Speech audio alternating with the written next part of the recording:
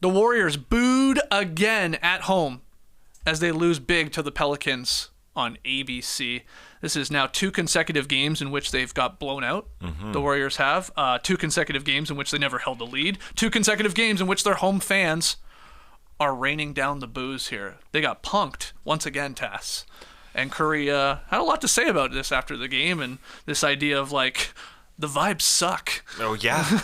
And it's clear watching Steph Curry not only play, just his face. He's usually a charismatic guy. He just loves playing basketball, so he's out there doing his thing. You can just see him staring into the abyss. He sits on the bench, and you can just look at the physical gestures, everything he's doing. He just he looks lost. This team looks lost. It was unbelievable in the first half. This is a national TV game here, and to me, after losing the way they did, I thought there would be a better effort defensively. And they start Looney, they start Kuminga, and they start Pochemski alongside Curry and Clay, and that's the way it's going to be. Curry and Clay, and we got to figure out this starting lineup because Steve Kerr can't. There's no effort there. It was sad, and then even the bench just wasn't there. They brought it down to 9 points at some point, but the Andrew Wiggins experience, minus 29 off the bench, he just hasn't been that guy. And the fact that Draymond Green is there supporting is just a little odd to me because he's had the opportunity to play in 2 games since the suspension, but because he didn't touch a ball for 10 days, which is, I guess, a good thing. He can't get through to Wiggins, so nobody's showing up. 141 points in this game. The Pelicans absolutely smacked them. Moody was good off the bench, but seeing Curry so deflated, he did get hurt. He's staring into the distance because they don't know who they are or what they are, and that's the wild part. I just don't know. I'm like him. I really don't know. This was a big team that they were going up against, a huge team, and the Pelicans just dominated from the get-go. I just expected the Warriors defense to be alive in this game, and it absolutely was not. It was the opposite. They gave up 46 points to the Pelicans in the first quarter. That's the most points they've given up in an entire quarter, all season long. And I saw here, ESPN Stats and Info, 39 uncontested shots for the Pelicans in this game. So the defense was not there. Curry, 15 points and 6 assists, coming off a game in which he shot 2 of 14, missed all 9 of his three-pointers. So he's in a slump. Bad timing there with the way the rest of the guys are playing. And yeah, he's acknowledging, Trey, this idea of like, we might need to shake this up.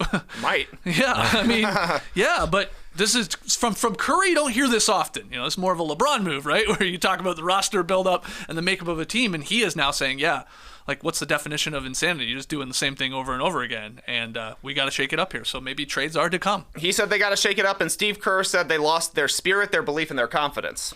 That's not good. I totally agree. The Warriors looked like they lacked discipline, and obviously they're completely lacking in size. They were overhelping, I thought, the entire game. They were jumping at every single pump fake. What'd you say the number was for uncontested 39. shots? 39. I saw 29 of their three-pointers were considered wide open. They shot 64% on twos. The Pelicans did 64 points in the paint. They were faster in the fast break, 14-9 there. A season high 19 threes for the Pelicans. They had 37 assists. They carved the Warriors up completely here, and that's why you're seeing Steph being dejected in these post-game press conferences.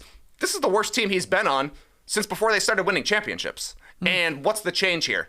Either they got to ship out championship pieces, like they would be happy to find somebody to take Wiggins. Of course. At this point. Kevon Looney feels like he's at the end of his career right now. The guy could rest for 2 weeks at this point. Draymond Green, he's eligible to play, but apparently not ready yet. And now they're going on a 4-game road trip. Do you want to bring him back on the road where he's going to be heckled like crazy every single night? Or do you want to wait till you get back home where you can't win a game? That's another concern for the Warriors. They can't win at home, and they have had like the fewest road games in the league so far this season. So their schedule is going to get tougher. And the shakeup, it's hard to see where it's coming from because it's either going to be at the trade deadline, which is another 4 weeks away, or it's going to be Draymond coming back and hopefully his attitude helps them figure something out, but they feel like they're beaten right now, and you can tell it's wearing on Steph. Let's see how many games they played in January and December. A total of 18 games. He's shooting 41% from the field over the course of 18 games. That's a quarter of the season of a slump. Yeah, because teams are gearing up to take that away from him. Willie Green's Pelicans last night were so good at just spotting Curry when he brought up the ball. They were very good at it. They were ready for this game. The Warriors look like that team in 1920 to me, in between the championships when they were 15 and 50.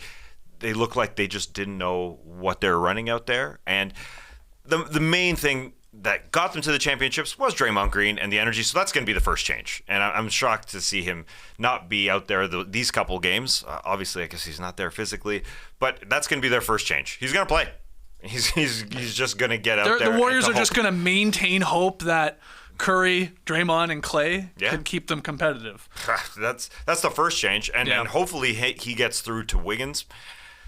But it's difficult to comprehend. It's just difficult to see this team. They literally won a championship less than 2 years ago. So it's odd to see who they are and what they've become, and it just seems like the end. We'll see what Draymond Green can be that gear to make them change. But 4 weeks from today, there is a trade deadline, and our man Anthony Slater at The Athletic, he just talked about potential DeJounte Murray acquisition. They have talked about that. He potted about it. That would, to me, would just be another small guy when they do lack the bigs, but they have holes. They have holes on the wings, and they have holes at the 5. But that's where Draymond Green's supposed to fill in. They have a lot of holes right now. They need Siakam more than anybody. Yeah. They really do. They should overpay for him because how long is Steph Curry going to have patience is another question that has to be asked for the Warriors. If it's going to be, last season they were saying it was the last dance, and then they chalked it all up to the Jordan Poole incident. Even coming into this year, they're like, our vibes are so great. Their vibes are not great right now, and the guy is getting further on into his career. He's 35 years old, had a great start to the season, and has been wearing it, I feel like, ever since, the second half of the first half of the season. Yeah. And so what type of deal does that look like? Chris Paul's contract, Kuminga or Moody? It's got to be an enticing young prospect, you would think. And then draft capital, which they do have in the future, be it picks, swaps, stuff like that. And is that enough to get the Raptors That's a good interested? question. Yeah. But it's got to be, I guess that's what the package would be. I really don't think the Raptors, like many other teams, are interested in Andrew Wiggins and that deal. So I'm taking him out of this part. But, Siakam would help. They just got a Canadian. They're good with RJ Yes, Barrett. That's right. That's right. Can't get too many of them. Yeah, Chris Paul's $30 million does factor in pretty well to acquiring a guy who gets paid, like Pascal Siakam does right now. So it does make some sense for sure.